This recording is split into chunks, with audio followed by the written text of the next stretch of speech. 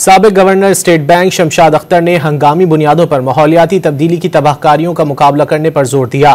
اسلام آباد میں جاری بریڈ پاکستان کانفرنس سے خطاب کرتے ہوئے انہوں نے کہا کہ ملک کو موسمیاتی تبدیلی کے اثرات سے نمٹنے کے لیے سالانہ 40 سے 50 بلین ڈالرز کی سرمایہ کاری کی اشد ضرورت ہے۔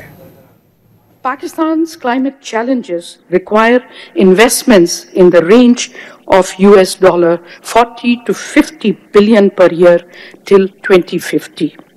Ironically, Pakistan's current climate financing flows are only 1/6 to 1/8 of the requirement.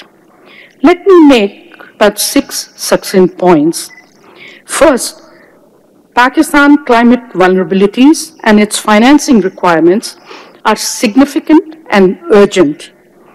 The projected total cost of climate inaction in Pakistan is estimated to be in the range of $250 billion by 2030 and $1.2 trillion by 2050.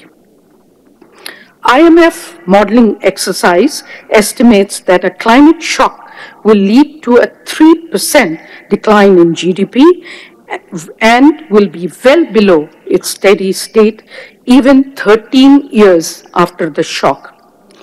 If an additional 1% of GDP on top of the conventional public investment ratio is invested in adaptation infrastructure, Pakistan's GDP will return to its steady state 5 years after the shock.